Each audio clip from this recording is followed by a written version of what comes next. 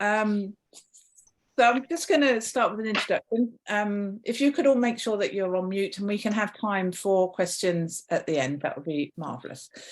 So today's lunchtime webinar, we are lucky to be joined by Carla Maguire, Dr. Carla Maguire. We're going to be talking about the lived maternity experience of a clinical psychologist and parent.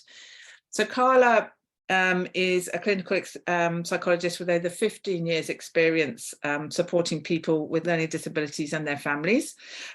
She's got experience providing services across the NHS, education and the private sector.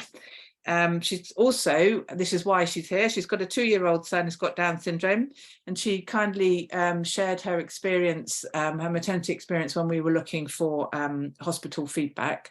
So you'll find out that she's passionate about combining her experience as a parent and a professional to feedback services about how to improve experiences for people with learning disabilities and their family. And that's what she's going to talk about, which is very exciting. So to start with, I'm just going to quickly, briefly go over who we are and our research about the maternity experience, and then Carla will tell you about hers and from a professional's point of view as well. So in case you're new to us, Positive About Down Syndrome comes under the umbrella National Organisation of Down Syndrome UK. We work very closely with hospitals and also universities now to make sure that every woman is able to enjoy her maternity experience from, you know, the moment she's given that news that her baby has Down syndrome to postnatally and beyond, to make sure that she can enjoy that experience without any out-of-date attitudes or negative language. So as an organisation, we consider ourselves to be the experts through experience. We're a national organisation, so we talk to women throughout the UK and making sure that women are empowered to make sure that they get that good experience, but also empowering professionals to make sure they're able to deliver that good experience without any negative effects on the mental health of their families. So just to show you the timeline, I'm sorry if you've seen this before, just to show you, you know, really that over the last 100 years that Down syndrome is no longer a life-limiting condition. The points of note are 1967, the Abortion Act allows for termination up to the point of birth. If that baby is known to have a significant risk of being born severely disabled. So that is still, you probably know this, that is still legal today, that Down syndrome is one of those conditions where you can have a late-term termination, and that often is still offered to women right up to the point of birth, even though they have committed to that pregnancy, and that obviously has a negative effect on their mental health if they're constantly told, are you sure, are you sure, are you sure? So that's something that we're working on. But as you can see, that we now have in England, we have a Down Syndrome Act, which is hopefully going to be, the guidance is being written at the moment, and we're hoping that that's going to make a difference to the futures of people with Down syndrome. And the life expectancy now is 60 years plus. So you know that times are changing when it comes to young people with Down syndrome. They're now being able to achieve more and more, and that's down to, well, you know, over the last few decades, it's down to medical interventions and medical advances, but there's also been a lot of research into the way people with Down syndrome learn, that they have a unique learning profile, and this is hopefully covered in the Down Syndrome Act, so that all teachers are aware of the unique learning profile. And there's a lot of early intervention programs, early phonics kind of exposure, speech and language programs that are enabling our children to come out of school with a good education, with a high level of knowledge, and obviously through that they're able to hopefully get paid work. That paid work is obviously something that we're still working on, because it's about 7% of people with learning disabilities get paid work. A lot of our young people get voluntary work, but it's not converted into paid work. But having worked with young people with Down syndrome quite a lot recently with the development of the Down Syndrome Act. I'm finding that these young people can't wait to leave their parents. I was worried about my son being stuck with me forever, but these young people can't wait to leave their parents. They want to live independent lives. They don't want that support worker coming in and showing them, you know, giving them the skills to live independently. They can't wait to lead an ordinary life, which is getting a job, forming relationships, you know, getting married. And this isn't just the celebrities like George Webster there, who's, you know, making waves in putting Down syndrome into, you know, mainstream media, and helping young people see faces like them, like people like them on the television, and you know, as a kind of celebrity. But it's the ordinary people that are achieving, you know, their ordinary successes, and that is what people with Down syndrome want. So we did a bit of research over the last this research is 3 years old now. We've repeated the research, and it's being analysed at the moment with the University of Warwick. So look out for that. But this is an online survey we did 3 years ago, about 1,500 respondents, about how they were given the news that their baby had Down syndrome. And you can see here, I've looked at the most recent results. Actually, it's not dissimilar to this, unfortunately. We were hoping it was going to be better over the last couple of years, but it's not dissimilar. But you can see that those who were delivered the news, whatever point it was in their maternity journey, quite a lot in the negative way, or a neutral way, not in a positive way. We've also found that a lot of women were given no support or information about Down syndrome, and this can sometimes be at a critical point where they're deciding whether they want to continue that pregnancy or not, and that obviously needs to change. What we found with the women who are part of our organisation, that they often say, if only professionals realise that the words they use will stay with us forever. So, you know, as a professional in this kind of situation, you have the power of making that a good experience, and, you know, having a massive positive effect on the mental health of these people. This one is, you know, quite a common one that, well, it's not about the midwife being in tears, but a lot of women, because of all the negativity surrounding it and, you know, skirting around the subject, they think of something a lot worse than Down syndrome. And I think Carla's going to elaborate on that a bit more.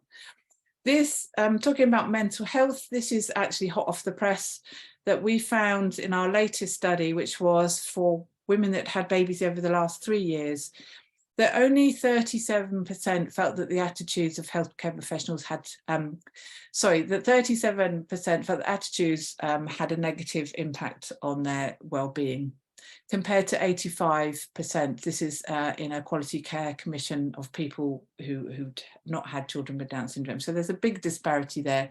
And if you break it down, this is in terms of whether women thought they were given enough support for their mental well-being. Only 34% thought so antenatally, and that goes down postnatally. So that's something that we're hoping to address. So I'm going to pass over to Carla. I'm going to stop sharing, and she's going to share her screen, hopefully. Yeah. Bear with me a minute while I pick up sharing. Going to tell us about her experience. I'm hoping this will work. Has everyone got that okay? Good. Yeah, brilliant. Thanks, Carla. Okay, brilliant. So thank you for having me along today to speak to you about my experience. And I guess I wanted to start by just introducing, I guess, why I'm here, and that is due to Jimmy, my very soon to be 3-year-old son. He's 3 tomorrow. And in fact, it's probably pretty much down to the minutes when I, probably 3 years ago, started to have my first twinges and labour pains for him to make his arrival the next day. So what can I tell you about Jimmy? He is the most determined little boy that I think I've probably ever met. He does not sit still. He's a very busy little boy who likes to do everything. He loved music. We can be in the car, in the supermarket, he hears a tune that he likes and he's immediately busting out his best dance moves. He's very good at telling us what he wants. He knows his own mind, and he loves a comedy fool. So there's nothing he loves more than making people laugh, and he's very attuned to how to do that. So he likes to pretend to fall over and make us all smile. And he is without doubt one of the most messy children that I know. And what I should have added here was a picture of him covered in mud from the weekend. So Jimmy's the reason I'm here. And when I started putting together my thoughts sort of for this presentation today, I obviously wanted to introduce him. And it made me think a little bit about how I've introduced him and what I haven't told you about him. And it didn't feel important to me to mention to you that he has Down syndrome, he has a hearing impairment, he has a heart condition, he has a learning disability. And that's not my experience of my child. This is my experience of my child, his personality, his characteristics. So I just wanted to sort of share him with you as I talk through the journey, and hopefully for you to hold him in mind a little bit. So, oh, sorry, I'm trying to change my slide, but it doesn't want to let me. Oh, this is my first technical hit, sorry. Is there like an advancing bit at the bottom? No, I haven't got that. Or just on your laptop, just go forward one. It's not changing anything. That's okay. Sorry, I'm going to stop sharing and I'm going to open it to PowerPoint just to see if that resets things. Or I can share and you just tell me to go on one more slide. I will just give this a try and see if this helps us. Sorry. Oh,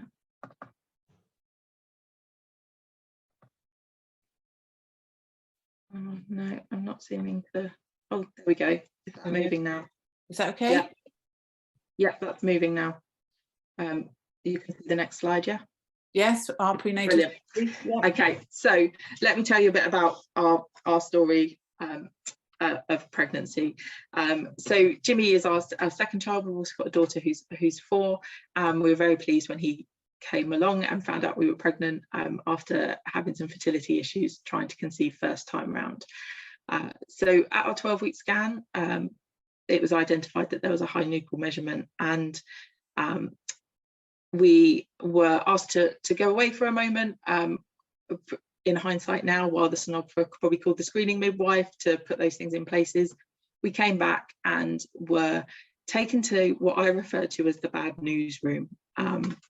So this was a really pertinent point of our experience for me, is that it was the bad news room. What do I mean? It's the room in the hospital that's got carpets, that's got a sofa, that's got a picture on the wall, it's got mood lighting. And it immediately gave us the felt sense that something terrible had happened and something really, we were going to receive bad news, bad information. And actually that was really in contrast to how the screening midwife was. She spoke fantastically, really sensitive, used quite neutral language, didn't use words such as risk, or presented things really nicely. But actually the experience of receiving that news was really overshadowed, I think, for us by the process of it, and that sense that we were in a bad news room, and it conveyed a lot more to us. And that language was great because it was very sensitive and neutral, but perhaps not entirely balanced. As much as we were told about what the concerns might be, and the indication was the most likely assumption would be that baby had Down syndrome, there wasn't a balance of information. It was presented sort of in quite a factual way, which is not entirely bad, but I'll mention a little bit more about why that was important later on. And we were given some helpful information leaflets to go away and process a bit more, and had really good access to the screening midwife to be able to talk about any thoughts and concerns we had during what I've sort of labelled the decision phase, because I guess in the context of the whole experience that we had, it very much felt like the support was available to make a decision, about whether you wanted further testing, about whether you wanted to consider termination. It didn't feel like the support was around the pregnancy and the diagnosis. It was support to make a decision. And I was very sort of struck by the way that support was framed.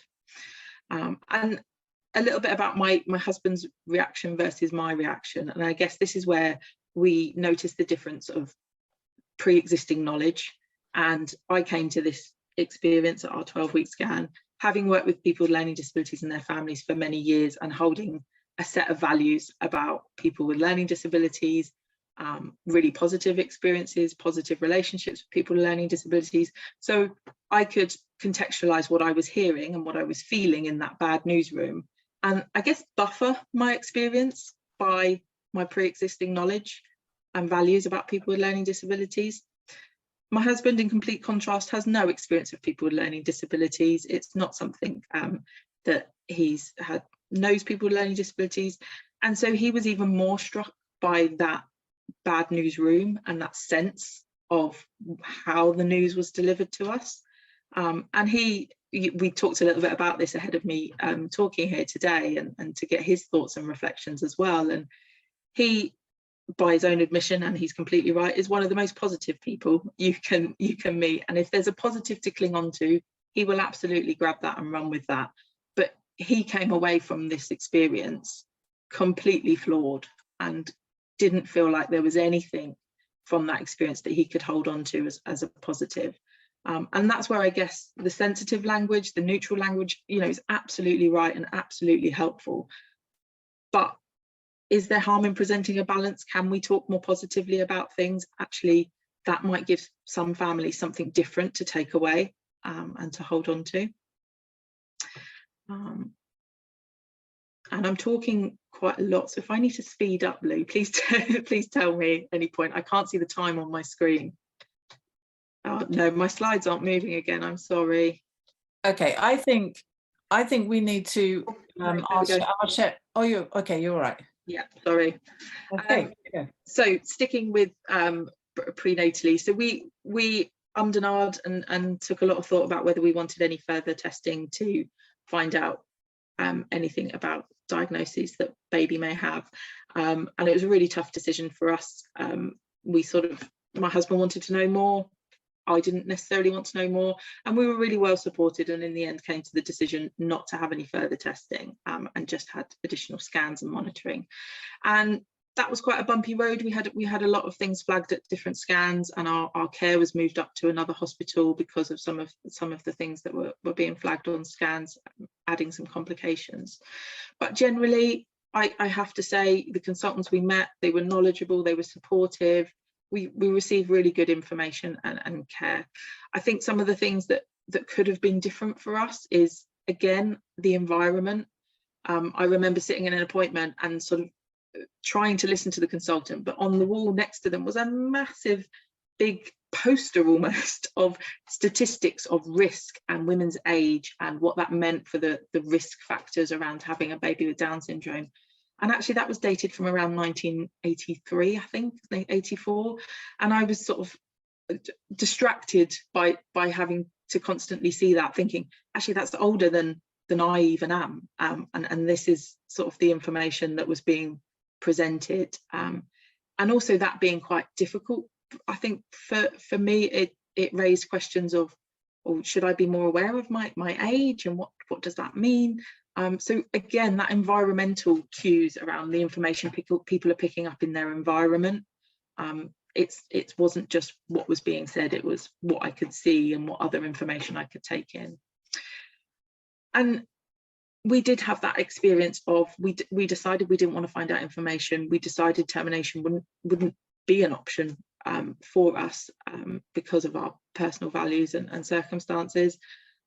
But it was a repeated conversation, and it came up in quite a sensitive way, but very unclear. And actually, for one consultant that we saw, it took me a little while to work out that they were referring to the concept of termination. Kept talking about if we needed to make decisions, and I kept saying, what decisions? I don't.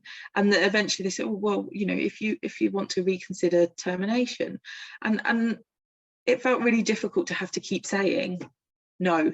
I remember at one point saying, do I need to have a sticker on my notes to say this isn't something that's for us and that we don't want to reconsider? So although, again, people presented it in a sensitive way, it was something that kept coming up and was an unhelpful part of our experience. So this was a particular challenge for us as well. We had contact with lots of lovely, very supportive, caring midwives, but unfortunately we had a different midwife at every appointment, and the paper note system that our trust used meant they didn't hold any prior knowledge of me or the pregnancy. And every time I presented my notes and the bit of extra bulky information that was attached to them at the back, I got that experience of their sort of the shocked face, oh, this is a slightly more complicated person of pregnancy, and having to retell the story really took away from some of the enjoyable aspects of pregnancy. I absolutely loved being pregnant both times round, really enjoyed it, but it felt like the focus shifted away from being a pregnant mum to the complications and having to redo that every single appointment, rather than a midwife that knew my story, knew my journey. I think would have made that a lot easier for me. And for some women, I think we need to think about how the experiences that they have during this journey can be quite traumatizing. And actually, from a mental health point of view, it's really, really unhelpful to have to keep retelling a story that could be quite a traumatic memory for some women. So on to birth. At this point, we still didn't know that Jimmy had Down syndrome, but we were given the information that there was a likelihood that baby would have a chromosomal condition. So we continued on having some continuity of care issues, and even through birth, again, I was having to really push on giving the information about what our story was. Nobody seemed to be able to hold on to that for us, and we had to hold on to that and constantly keep sort of retelling every different professional that came in to support us during birth, and that was quite challenging. We also were on the backdrop of COVID, so this was June 2020, so that understandably disrupted probably some of our experience of care and services. But again, everybody individually was really nice and really supportive. We stayed in hospital for a week after Jimmy was born, and again, COVID made that very difficult in that my husband wasn't allowed to return for those 7 days that we were in hospital. So I received the information about Jimmy's diagnosis of the Down syndrome, his heart diagnosis, on my own whilst trying to coordinate FaceTime appointments with my husband, and that was quite a challenge. So one of the things that I really valued was having my own side room. I thought that was really well thought out by the team, to think about that I might need some of that additional space away from other families and other parents. And the consultant was very good at finding out about my pre-existing knowledge of Down syndrome, and that I think really helped him pitch his information to me in a helpful way that aligned with my values, and he could gauge sort of a little bit about what my reaction might be, because I said, I work with people with learning disability, I've got lots of experience, that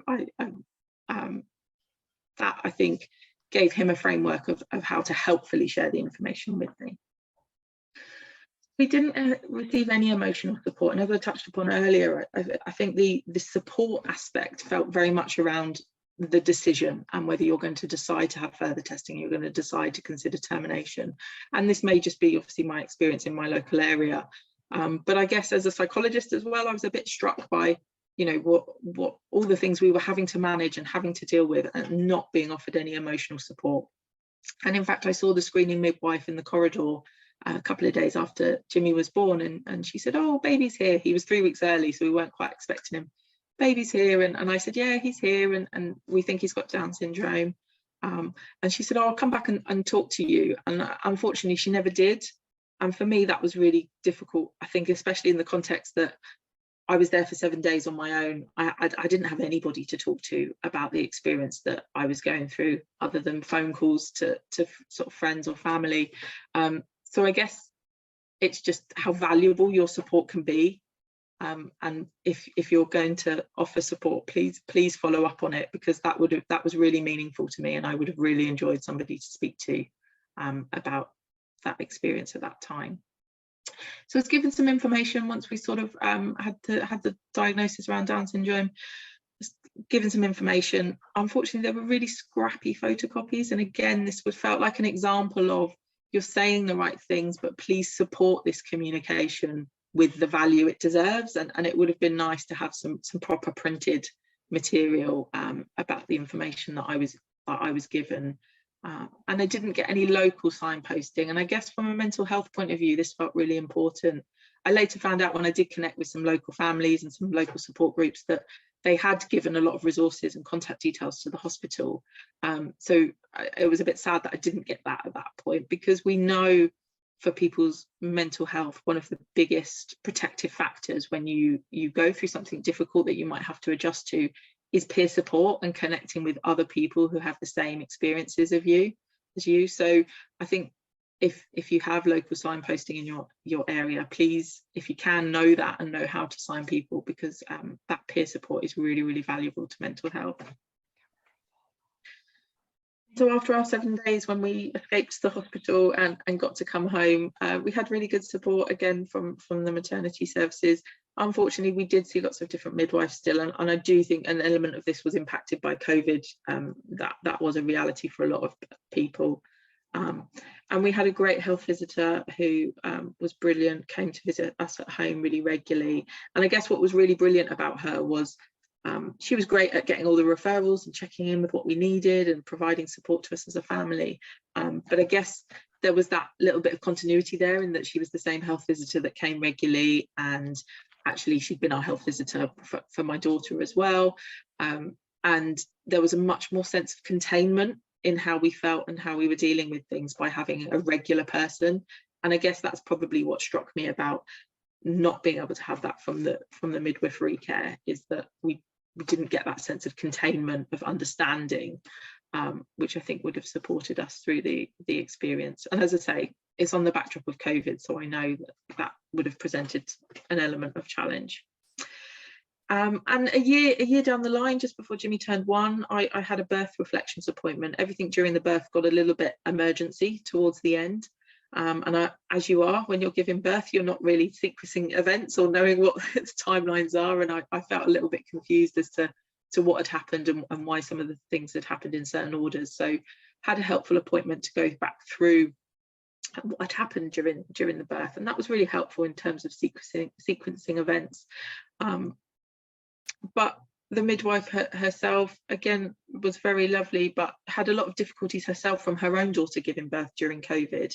And she found it quite difficult not being able to support her daughter in the way that she'd hoped. And unfortunately, I think because that was difficult for her, she brought a lot of that to the appointment with her, and she actually got quite tearful about her own experience as a grandparent and not being able to support her daughter, and used that as a frame of reference to keep commenting on how difficult my experience must have been, given that we had a difficult pregnancy. And it became quite negative and quite unhelpful. She made a lot of judgments, I think, based on her own difficulties about what my experience of pregnancy might have been like.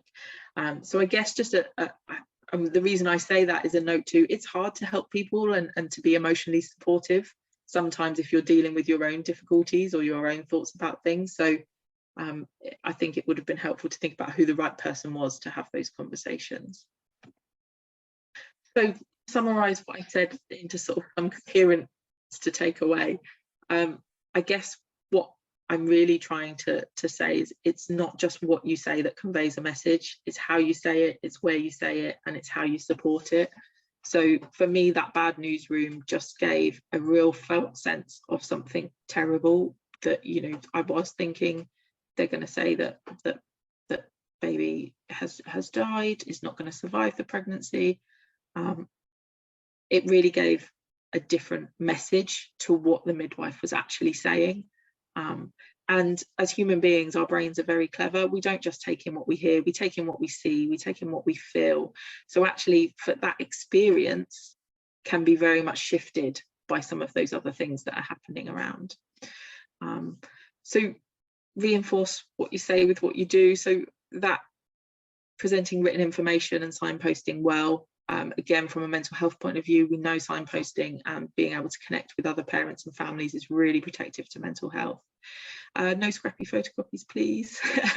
It would be really nice to receive sort of information that values what it's telling you. And yeah, I've talked about the bad news really already. I do want to highlight that, you know, all the healthcare staff that I encountered were supportive, they were sensitive, but I was left with a question of, does that mean that's balanced? Does that mean we can't present some of the positives or some of the realities of people with learning disabilities and what their lives look like and what family life looks like today in the UK? Written information and signposting, again, I've sort of touched upon that, but I guess one of the other reasons to hold that in mind is that our emotional brains aren't very good processors. When we're hearing difficult information, things that we really need to process, our emotional brain flares up and our rational, logical brain basically goes offline. So people really need that information and that signposting to take away for a time when they are feeling a little bit less emotional and they can reconnect with thinking through their ideas and their thoughts in a more rational and sort of coherent way. More emotional support throughout, I think, would have been helpful to us, and as I've already sort of reflected, it felt that support was tagged onto the decision of termination. It didn't feel like it was a support throughout the pregnancy. And lastly, what was really helpful for me personally was people taking the time to know me and to ask that question of, do you know much about Down syndrome? Do you know much about people with learning disabilities? What's your experience? It really helped just give that nice grounding and that nice foundation for people to deliver information that was going to hopefully sit well with me and be able, easier for me to integrate, easier for me to hear. And that's my last slide. Brilliant. Thank you. Thanks, Carla.